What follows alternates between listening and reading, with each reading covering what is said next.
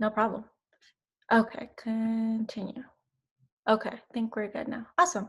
And if I could get a copy of that too, that would be great too, because I'm all also all about like feedback, and I hate looking at myself on camera, but it's also really good, for me to see how I'm doing, so I can always get better at doing this. All right, so what I'm gonna go ahead and do is I'm gonna switch over and share my screen so I can pull up my presentation. Let me go ahead. Oops. Go ahead and let me know if y'all can see my screen. You should see, yes, perfect. Okay, hopefully you're not seeing my notes, otherwise that would be really embarrassing. Can anybody see my notes? No? Okay, perfect. I think we're good to go. All right, so with that, so today what I'm going to talk about, as it relates to, PR and marketing, I really want to talk about how my career in that and how I kind of fell into that has really intersected with diversity and inclusion and those efforts that are going on right now, and how I feel like, I found my niche, if you will, and being able to leverage both my communications experience as well as D&I experience, and really being able to leverage that, especially in the moment that we're in today. So, see, we'll go ahead. All right, did it change for y'all too? Okay, perfect. So as I'm sure you've heard like plenty of times before, when it comes to marketing, PR, communications, in a nutshell, what you're trying to do is like tell a story. It's all about storytelling. Who can tell the best story, the most compelling story, and usually that's like your metric, or one of the metrics for, a successful communication strategy. Is like, is your story able to be compelling enough to convince whatever audience you're targeting to take whatever action, or use a product or buy a product or service or anything like that, or give money, for example.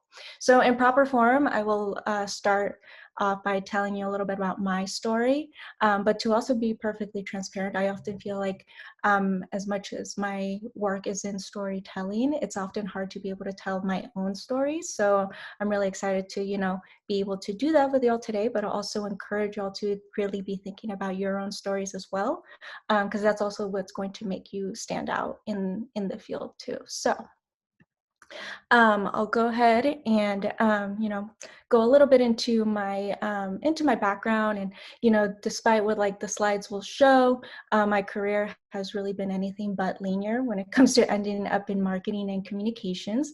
But for a little background, I was born, raised, and based in the Bay Area, which I think is interesting because a lot of times it's hard to find somebody who's like from here now and is still here. So I feel very proud of that. And I've been in communications now for about 10 years and kind of fell into that role. But when I look back at my career and I see, where I've gone, where I've been, I see that path was already forming even, before college. And I'd say one of my more formative experiences, and this will connect back to my more recent work experience, but I was part of a program called SMASH, and it focused on STEM education for underrepresented students of color. And at the time, I thought I wanted to go into the sciences. I was a big CSI type of show fan, and love forensics, and at the time declared biochemistry as my college major after that experience. But that didn't last very long. That dream lasted 1 quarter, and I ended up coming out of college as a film major, and I minored in human rights.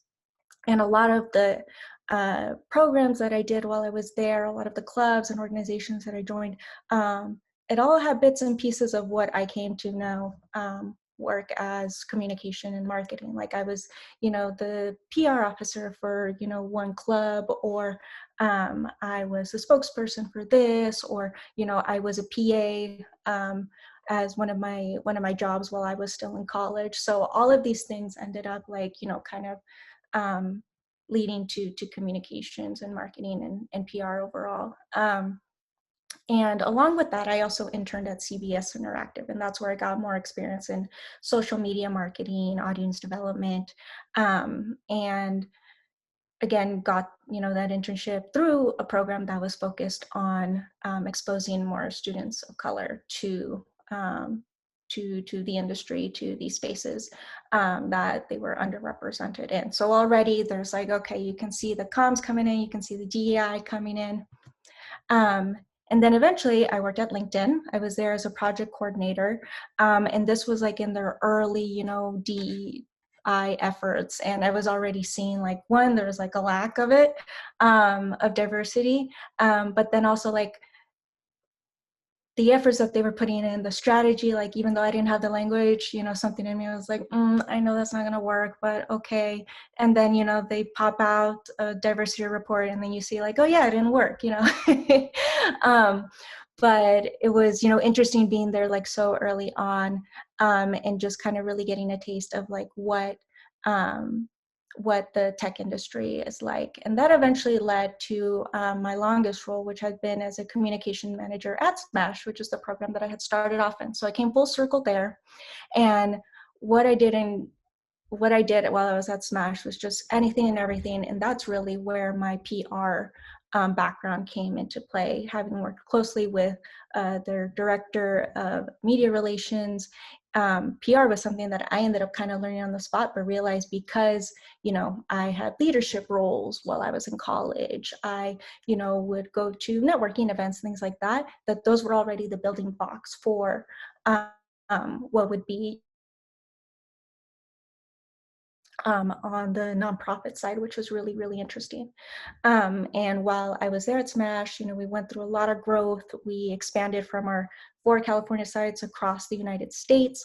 And so that's where a lot of the PR skills that I developed and learned from my mentor while I was there came into play, when it was like, hosting media events or doing pitches to local journalists and reporters and community leaders while we were going into these new markets to start building our footprint there. And so I learned a lot of like the legwork that you do beforehand before you actually go into a new market, and then how you actually get that market to know who you are, both on the digital marketing side, but then also on the traditional PR side as well too. So it was really cool to have exposure to both sides of it, and being able to like leverage both skills as needed.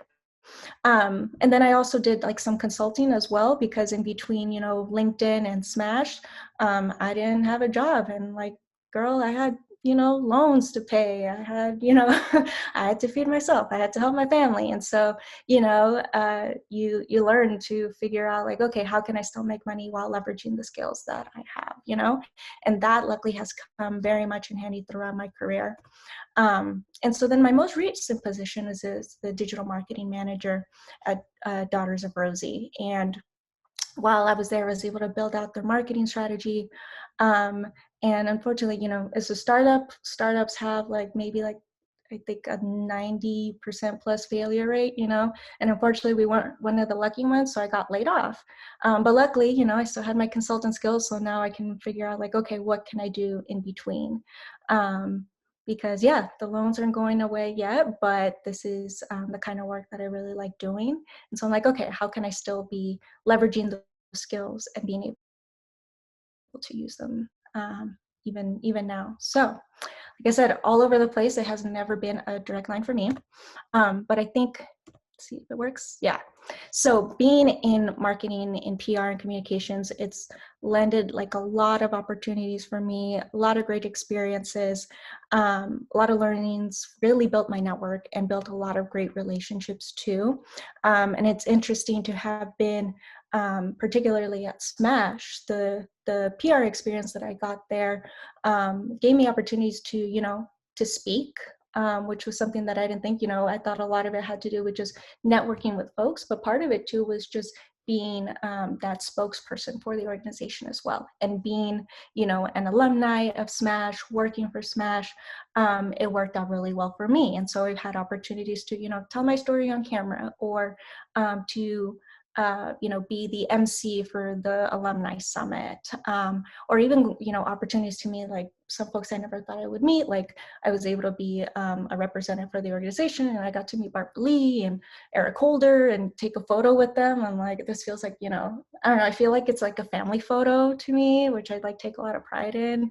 And, I also got to work with very briefly, but for one of our events, our biggest fundraising event, we actually had Jesse Williams of Grey's Anatomy. He was like our guest host, and I basically got to direct the guy, which was really cool because I had to like write a skit and choreograph the whole thing, and basically tell him like, okay, this is what you say, this is what I say, you know. And so having that experience was just really, really cool too.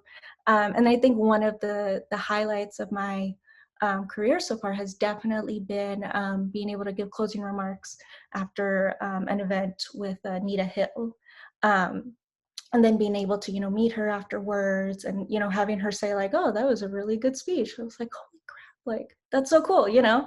But I think that's been one of the biggest, I think, biggest blessings of being like or having that PR experience is just gaining the confidence to be able to go up and tell my story, tell other folks' story, and really seeing the impact of, you know, being able to tell that story and telling it well, and seeing how it gets folks to want to be involved with the work that you're doing. So for example, with Smash, you know, me being able to speak was, you know, able to get more folks to want to be involved in the organization, either through funding, either through sponsorship, either through a bunch of different ways. But I think that's the power that comes to with being able to find that confidence as a PR professional. And to be like perfectly honest too, something I never really saw myself going into because I am very much an introvert, but it is one of those muscles that like once you figure out um, how to exercise it, how to flex it, and how to make it authentic to you, it becomes a lot easier to do. And you know, sometimes I'll be like, oh, I don't want to go to this networking event for whatever reason, and then I just kind of turn it on. It's like, okay, I'm not Ashleigh, you know, like at home in her PJs. I'm Ashleigh, PR Ashleigh, who's a badass and know what she's talking about and is ready to like, you know, take cards and all of that. So I think that's just some of the fun things that you really get to do as a PR professional that I wanted to highlight. That I'm glad I've been able to gain from my career so far. So one thing that I want to call out has been like the common thread throughout my career, and I really feel like that has been impact and justice, and what's really been driving and defining my career and the choices that I've been making in my career, and have really been essential to my work as an ally, as an advocate, you know, as an accomplice in some cases, but really being able to meld those things is really gratifying for me. You know, whether it's been working at Smash, working at Daughters of Rosie, which also focused on getting more underrepresented folks in the manufacturing field, even like, you know, just like, you know, my college major, it ended up focusing a lot on social justice due to, you know, wanting to focus on documentary production and also focusing on human rights too. So, you know, all the building blocks were there. And I don't think I need to go into the lack of diversity when it comes to tech or marketing or any industry for that matter. But I was seeing that, you know, having these experiences and looking again, you know, at my career, being comfortable in talking about DEI and talking about identity and, you know, being able to be natural and authentic about it was something that came to be a big value for me and the way that I approach my work. And it was something that eventually just came to be at the forefront of my, you know, whether you want to call it like my brand, but it was very much infused in my marketing style, my communication style, the strategy, the lens that I would take into everything too, and in being able to have, you know, those conversations in in spaces that you normally wouldn't have those conversations too. And so it opened a lot more doors for that, into really having, you know, more complex stories being told as well too.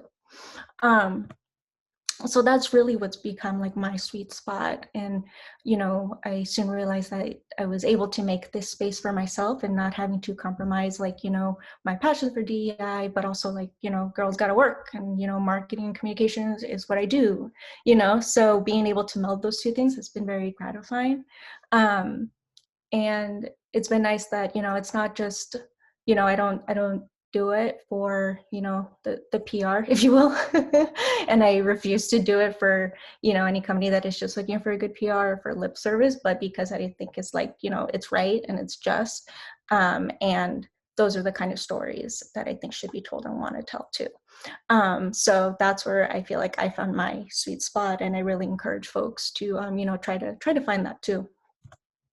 Um, and the opportunity that comes with being at this intersection is, again, to tell our stories, not just for ourselves, but hopefully for others, and helping open doors so they can tell their stories too, to show that, we're in these spaces, and, we're able to advocate for ourselves, and all of that. So I think that's the biggest opportunity that comes, that I have seen from being able to meld those passions.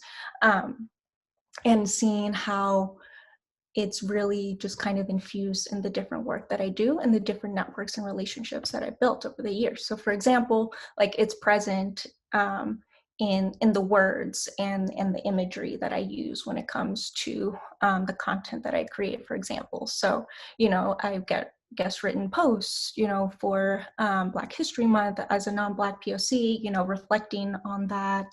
I'm also very conscious about the imagery that, I use, and I want to make sure that it is, authentic and representative of not just like the folks that we're targeting, but like, you know, if if a company wants to redo their website and they just want to slap, a brown or Black person on it just because they need to check off diversity, it's like, well, no, like if that's maybe like you to that, but like to me, I don't see that as being authentic, to what is actually the case. I would much rather be like, if it's all white there, then like shit, it's all white there. But then you talk about the action that you're gonna take, and find out the stories, of the folks that are there that aren't being seen, and work your way that way. And I feel like that's much more powerful and much more authentic, and will resonate a lot more with folks. So when it comes to like PR and media, I've been very conscious too about like, the networks that I'm in, and two of them that I've been involved with that have been really, really helpful for my PR career has been, Public Relations Society of America, so the San Francisco chapter. So being involved in their D&I committee, but then just being involved in a lot of the other, events that they would do. I always felt like it was a great like safe space for me too, when they had their like happy hours, or they had their, meet and greets or anything like that, for me to also flex, those networking muscles too, in a place that felt like, oh, okay, there's other folks that are early in career, or folks that are more experienced, or I would go with like a friend who would kind of help me, break out of my shell a little bit too. And then also finding, networks that are related to PR, but, are also, focused, like almost like an ERG, like an employee resource group. And so, my mentor, was one of the founders of this other group called Bay Area Storytellers of Color that focuses on, bringing journalists and, PR professionals, of color, and other, underrepresented groups in the same room to have like, honest conversations about what's going on in tech. And, sometimes they related to D&I, but, sometimes they didn't. It was just like, oh, this happens to be, a Black journalist that's talking about this, or this is a brown journalist that's talking about like this, that's going on, or anything like that. And it was a safe space to both, have the professional conversations, but also to have like those personal conversations about the professional setting that you might not otherwise have too. So I think that's been like a big benefit too for my career.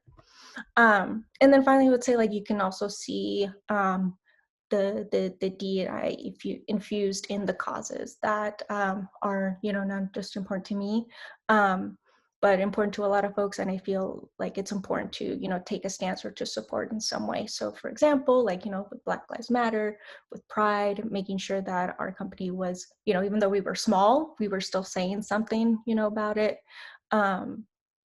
Being, being open to, talking about these things both internally, but also putting a stake in the ground too, is something that I feel like I've been able to leverage my skill set for. And then also just, in how I choose the projects that I'm going to work on. So for example, working with the union, that otherwise would not be able to put together a website, but because I want to make sure that they have access, like I'm able to help out there too. Or even, different campaigns like, Black women's, Latina women's, Native women's Equal Pay Day, all of those things too. Keeping those at the forefront and encouraging leadership to take bold action and just speaking out about these things too. So to kind of like wrap it up, I think when I go even deeper in thinking about, my comms and PR and marketing and how it's very much, tied with my passion for DEI, in a lot of ways, I feel like it's very much rooted in my identity. And ultimately, what was making what I did differ from other communications professionals. And really that had to do with my identity. And so if folks haven't heard of the term intersectionality, I think that's a great term to kind of like illustrate, where I'm talking about like why identity is so important. I think for me and the way I go about my communications work. So intersectionality, like in a nutshell, is basically like a term coined by Kimberly Crenshaw, and it's talking about how like folks aren't just one identity, but multiple identities, and how they all intersect. It allows for how they view the world and how they experience the world to be very different from somebody else, because everybody has very different identities and how they intersect too. And so when thinking about how I was moving forward with my career and how even thinking about my brand, I really equate my identity with my brand and what I put out there as well too. And so I bring this all to say is that, like, when I was out of work, when I had to, basically kind of start from scratch and be like, okay, how am I going to put myself out there? How am I going to tell my story in a way that feels authentic to me, but, is also not going to scare me and also make me, feel comfortable in the way I'm telling it. Cause I'm like, okay, I'm a person. I know I have something to offer, but it's sometimes easier to be able to talk about something else or somebody else, rather than yourself. But being in marketing and communications, like I have to be able to do that. So that's where the identity piece came in. And that's basically what I led with when I went through a whole rebrand of like my website, my work, and when I really started marketing myself again after I had quit my job at the beginning of the year. And I'm like, okay, well, I made the decision to just lead with what I knew best. And I'm like, okay, this is what I am. I'm, Latinx woman of color. I'm Oakland based. I focus on this. Like, this is what's important to me. These are concrete things that like are non-negotiable. They influence how I do my work. And there isn't going to be, another person that has these combination of things to offer because they're unique to me, and how I do my work. And so to me, I saw that like, okay, that's inherently unique and that's inherently valuable. And I think that's something that I've been really, gratified to kind of like, okay, be cool with my identity, to be able to like put that out there in a way that I'm not going to compromise. But then also seeing like being in this current moment, I think that's what's resonating a lot with folks too. It's like having that authenticity out there, and seeing how the value in that is going to tell better stories, and it's going to create better, better products too, and just create a much more well-rounded, well-rounded world, hopefully, so not to get like too, too out there on what I think marketing and PR and communications is going to bring to this world. But I feel like, that is one of the biggest things that I have learned in my career so far. And so if there's anything I want folks to take away from this is that, while marketing and communications and PR is about telling, a story about a product or about a service or, or an organization or another person, perhaps, like, I advise to like not forget to tell your story as well too, whether it's alongside it, whether it's infused in the way that you tell your stories. I think it's really important to remember that as well too, as you're figuring out what you're going to be doing in your careers as future marketing and PR professionals. So with that said, thank you so much. And I think now we're in the Q&A portion. So No, thank you so much, Ashley. That was awesome. Can we take a quick photo real quick before anybody leaves? Oh, yeah, absolutely. You know, it's really interesting to hear like how other communication professionals of color, how they kind of get into that arena, I would say. And I would just say, how can you help somebody who is having trouble, you know, with their values and then with their, you know, their job, you know, their dream job? Because I've seen that all the time. It's like, you know, Mhm. money is so good or like this or this, but Yeah. it's the values. So how would you have somebody overcome that type of obstacle? Yeah, for sure. Um, so I think it depends on like, okay, if you're in it already, if you're, in a job already that you feel like is compromising your values. I'm a big fan of lists, of pros lists. And figuring out, okay, what's keeping you there and what's, wanting to drive you away. And if it is something that is concretely, just not lining up with your values, there's a few different things that you can do. The one that if only everybody could do that is, obviously like quit, but that's hard, So I think if that's something like, it's really getting, really bad, um, I start working on like, okay, what's your exit plan going to be? And so that was one of the things that I did before I quit. Was like, okay, I had I was lucky enough I had a pretty close relationship with my manager, and so I know that's not always the case. But part of it was, having career conversations early on, um, so you can start, getting connected to other folks or learning about other places that maybe you can move either within the organization, or discussing, you know, other opportunities that sometimes even your manager will admit like, oh, well, there isn't that growth opportunity here. So it's like, okay, let's think about what your career is going to look like in the future. And then hopefully they'll kind of like start getting the idea like, okay, either I offer them something that'll make them want to stay, or I can also help them, by connecting them to um, other opportunities that would be better for their career trajectory, especially if they're young in career. I think it's really important um, to help early in career folks like figure that out, and you know not to try to keep them there for so long, because I think part of being a manager is being able to help folks grow. So one is like start figuring out what your exit strategy is going to be. So start looking at different roles that you might be interested in. Start saving. That was the biggest thing for me. Was like, okay, I'm not gonna, not gonna treat myself for a little while, but you know what? That's okay. I'm just gonna save up, or see how else I can earn a little bit more, just so I can start putting, together some money in case, the event that like, okay, I decide like I'm going to quit. I still have something to kind of fall back on for a little bit. Um, and if the idea is like, okay, not to quit, then you can figure out like, okay, are there mechanisms within the organization that will hopefully support you with whatever issues that are really, not aligning with your values. So, hopefully, you know, I don't know. I have my thoughts on HR. I think it could be better, but if HR is trustworthy, do that.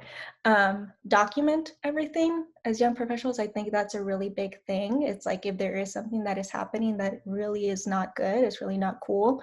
I think, documenting that behavior is important, because if at the end of the day you are going to make a case, it's important to have that documentation, because receipts. You want to have those receipts.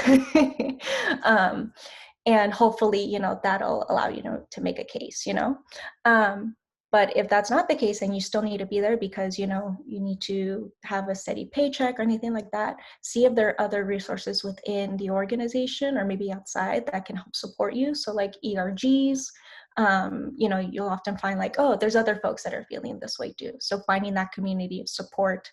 And then a lot of times too, like as you kind of, start finding that support network, at some point, you'll probably hit critical mass. And if you have the number of people who are also having these experiences, hopefully you'll be able to go together as a group to bring it up to higher ups, and that'll hopefully inspire action and change within the organization. But that's often, it's hard. It's emotionally taxing for sure, and often you know it's often done by people of color, which is really hard. But I think, if it is something that you feel like, you still have to stay there, I think there are ways that you can feel like you're still aligned with your values and trying to make change happen within there, and hopefully that change will happen. And if not, hopefully you'll find a place at some point that will actually align with your values too. But I totally understand that struggle. Awesome. Thank you so much. Hmm. Hi, Ashley. I had a quick question. I just wanted to ask if, is there anything you wish you knew before entering this field? Mm. Hmm.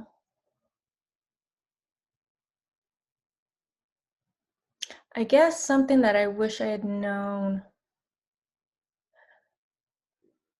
Something I wish I'd known, I think, was I think I don't want to say the amount of talking. Again, like I said, like as an introverted person, so I think in some ways it was probably better that I didn't know that, because I'm like, oh, okay, then just kind of got thrown into it. But I think it's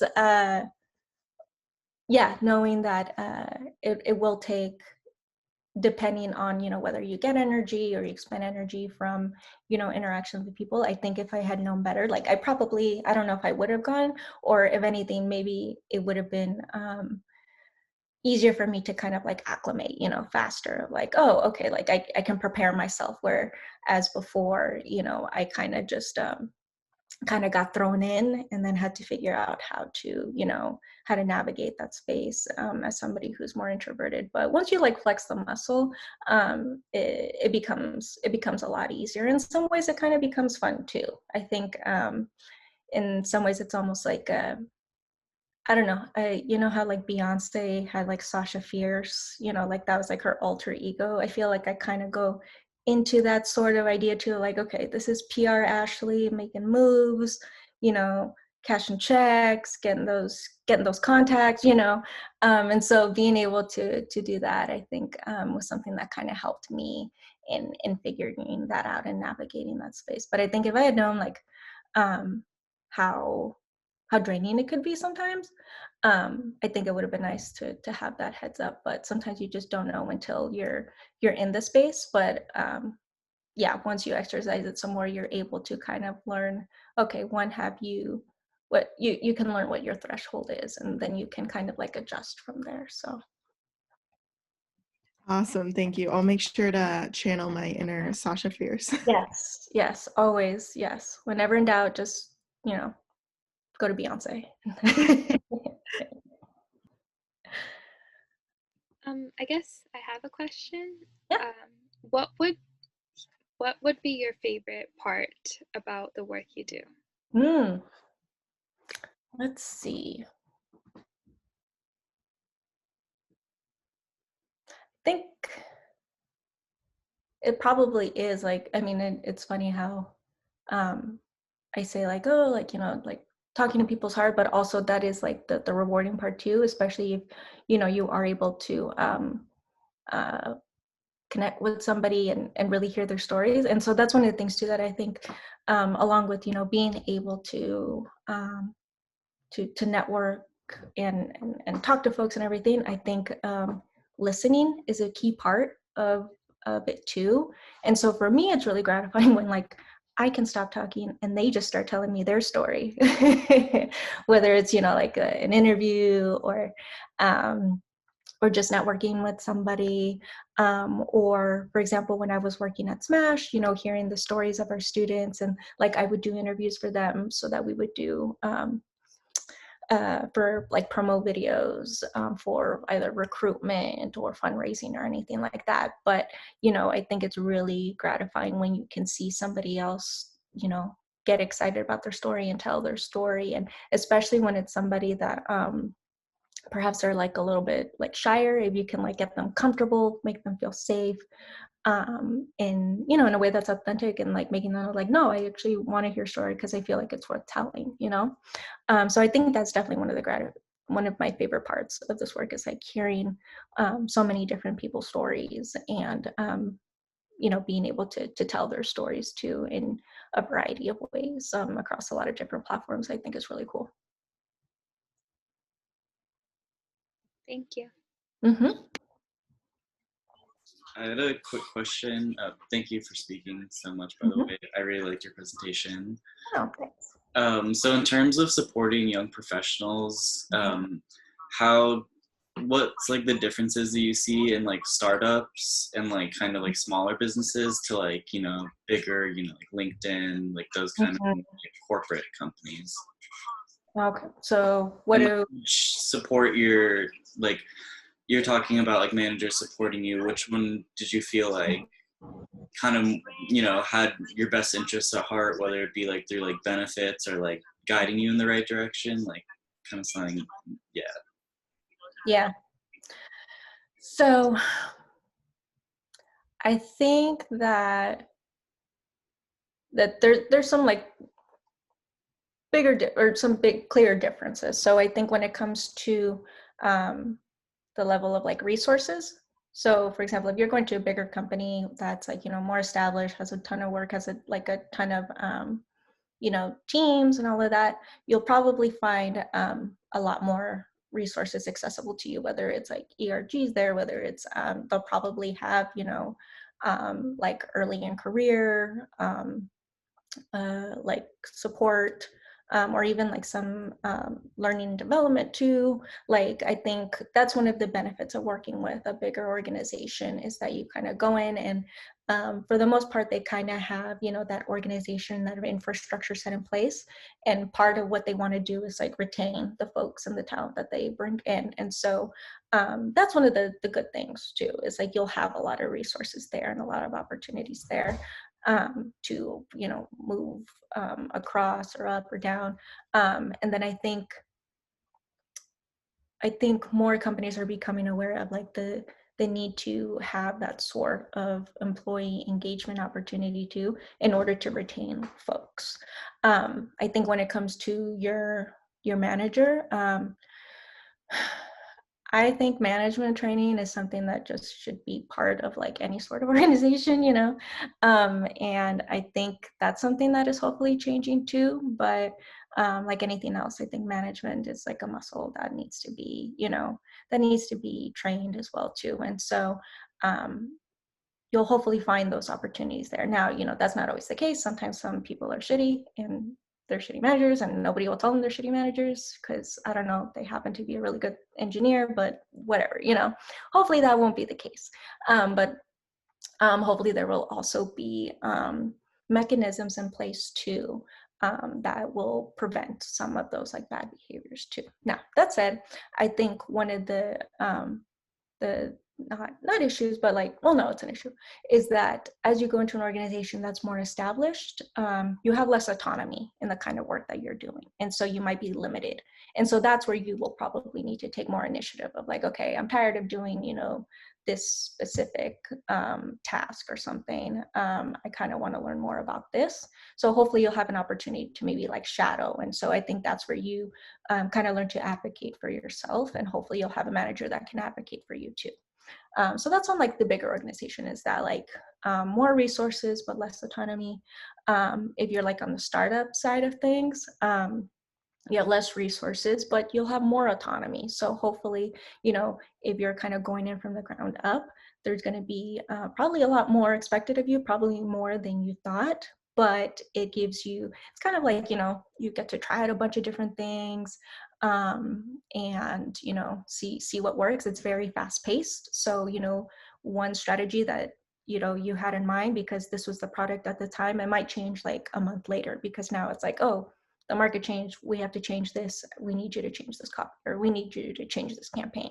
So that's the fun thing too, is like it kind of is fast paced and kind of keeps you on your toes, and you have that autonomy to try different things, you know, depending on where you go in, and you get more responsibility.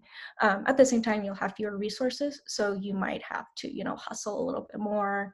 You know, you might have to launch a full campaign without any, you know, any ad spend. So, you know, it's like, okay, how can you make this campaign happen like organically? Or how can you reach out to this person that, you know, is not part of your network, but your CEO really wants to be in the Wall Street Journal? So it's like, okay, how do I track them down? You know, and I've been that person where I'm like, okay, I'm going to stalk them on Twitter, I'm going to stalk them on LinkedIn, see if I can like get on their radar somehow, you know? So yeah, those are some of the differences that come to mind right now. Does that help? Yes, thank you so much. Yep.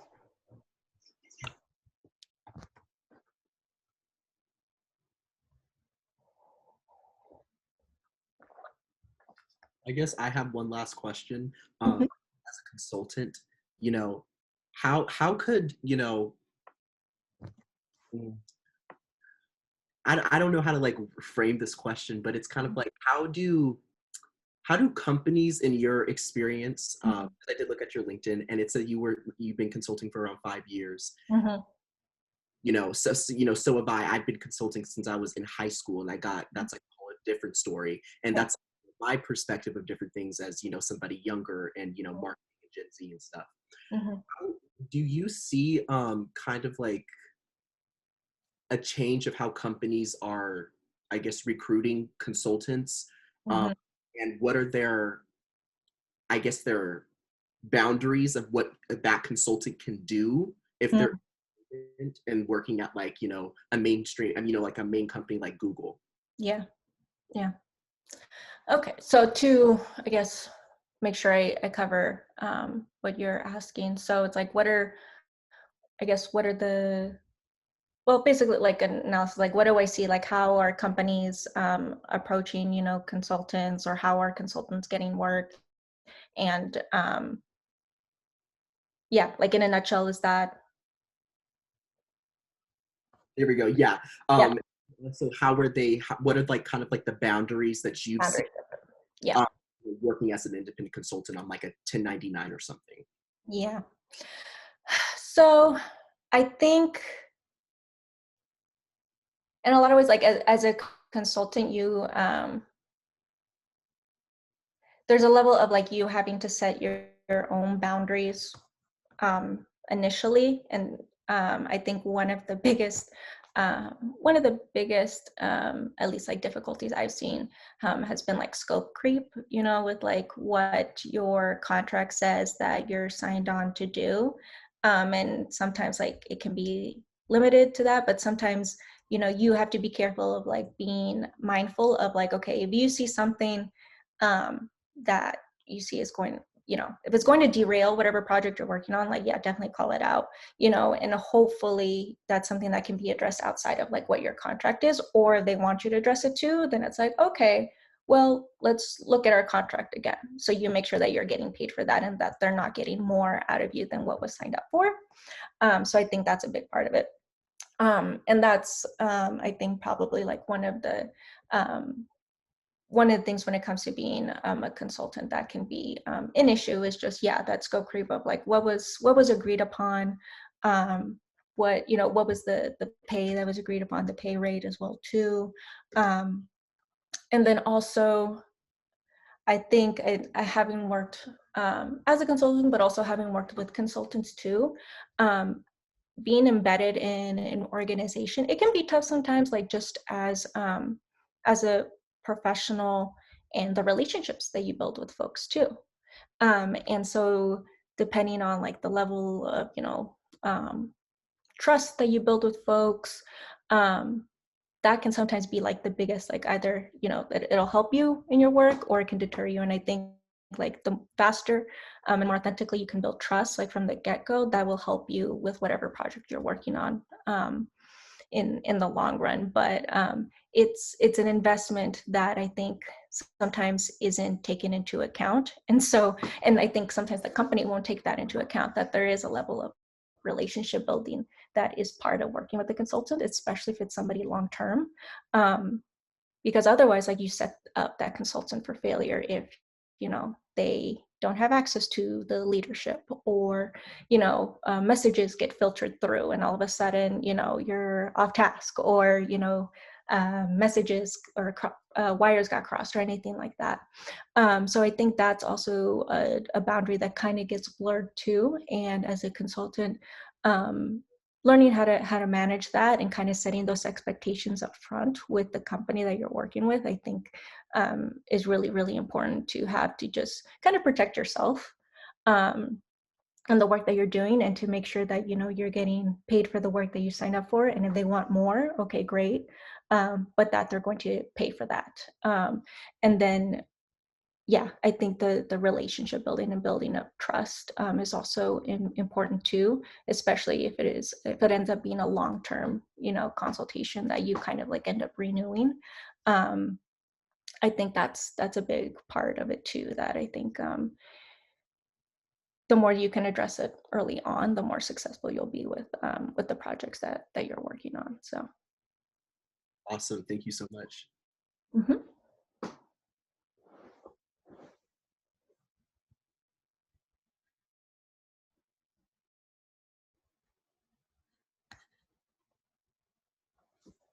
Okay, it looks like that was all the questions. But no, thank you so much, Ashleigh, for everything. The presentation was awesome.